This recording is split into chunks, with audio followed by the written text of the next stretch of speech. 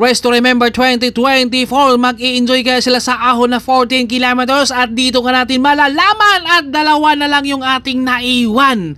Ito yung ating breakaway. Siyempre nag-i-start tayo sa may Lukban, Tayabas, Mauban at ahon sila ng Sampaloc. Yun talaga yung napakakunat. Kapag wala kang ensayo at saka pangtiis doon sa may Sampaloc ay napakakunat.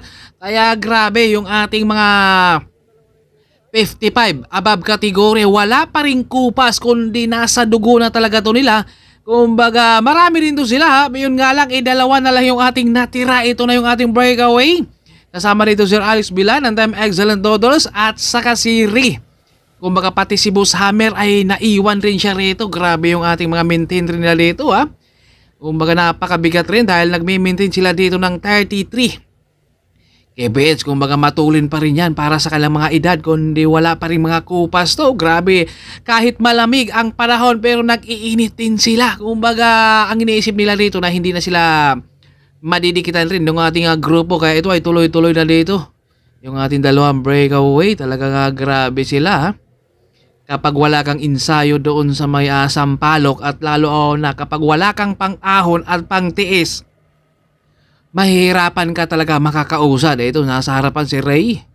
Sir Alex naman ang nasa likuran. Kung magkapatiisan na lang yung dalawa dito kung sino ang unang bumitaw rin dito sa kanila. Kung baga napakatindi yung ating laban din dahil road race. Kung baga kailangan meron kang ensayong endurance din. Dahil kapag wala kang ensayo rin dito, maaga pa lang talagang kakalas ka. At grabe din yung ating ulan kanina. Pero syempre sabi nga nila, ulan ka lang, siklista kami. At maraming salamat din sa buong Time Excellent Noodle Shot at din sa mga Team Kiddy from Bacolod, Negros. Grabe yung dalawang breakaway natin rito tuloy-tuloy at hindi sila bumababa sa 30 rito yung maintain.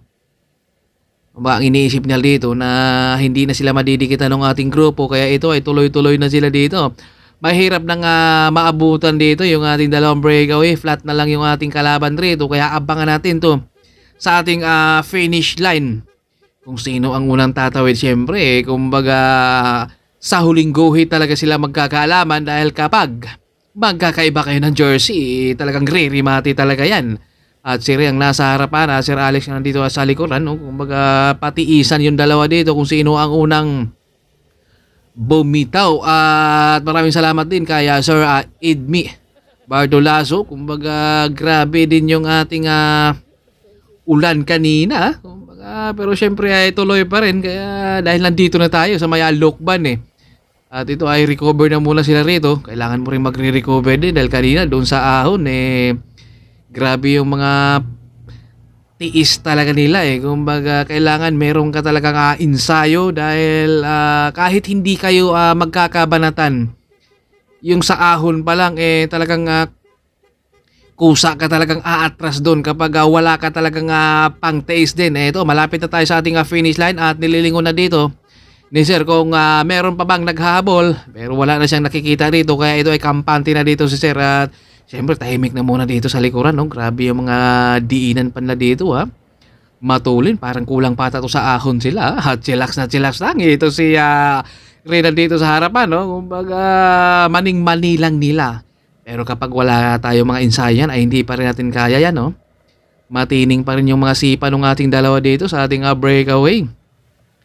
Abangan natin ito sa ating rematihan at ito mayroon pang mga kabayo dyan, no? Dahil nandito tayo sa probinsya kaya talagang hindi marami yan dito. Malapit na tayo sa ating finish line. Ito, matining pa yung sipa dito ni Sir. Mabigat din yung mga giling nila dito Kumbaga yung maintain nila na 30 napakabigat yan at 70 kilometers at may inahon pa sila sa may Sampaloc na 14 kilometers kaya napaka bigat din kumbaga tiis lang talaga at syempre kailangan talaga dun ay mayroon talagang ensayo dahil kapag wala tayong pang-tiis nun at pang-ahon hindi tayo makakausad doon dahil napakakunat yung kanilang ahon rin. At abangan rin nyo rin ang ating RB Open Pro category at saka MTB natin. At dito ay kakaliwa na tayo dahil malapit na tayo sa ating finish line. Last 1 kilometers. Sir Alex dito, dahan-dahan na siyang dumidikit rito kay Ray. Siyempre, tinatansya dito ni Sir Alex. At dahan-dahang dumidikit si Ray dito sa kanan, sa kaliwa naman Sir Alex. Magandang abangan natin to dito sa rematihan at pumapanay-panay na dito si Sir sa harapan at biglang kinakargahan dito ni Sir. 40 na dito at naiwan na dito si Ray. Dito na umagwat na si Sir dito at kinakargahan niya rito 43. Napakabigat na naman yung sipa rito at matulin pa dito si Sir ha. Kumbaga napakatining pa yung kanyang sipa rito. Kulang pa sa ahon siguro to. Kumbaga napagsanay ka talaga no. Kumbaga napakabigat din talaga. Kumbaga hindi na nawawala yung lakas. Pinapatiningan pa dito ni Sir yung kanyang sipa para makakausad siya rito dahil baka hahabol pa rito. Si Ray rin sa likuran. Ang tining ng sipa ni Sir dito. Dahil natatanaw na ni Sir dito yung finish line kaya ito ay kinakargahan pa dito ni Sir.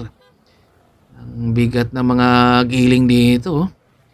At congrats kay Sir Alex Bilan, time excellent Nodal Champion sa ating 55 above category. Race to Remember 2024! Grabe!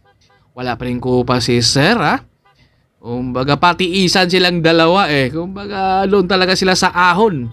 Nagkakaalaman syempre. Congratulations kay Sir Alex Bilan.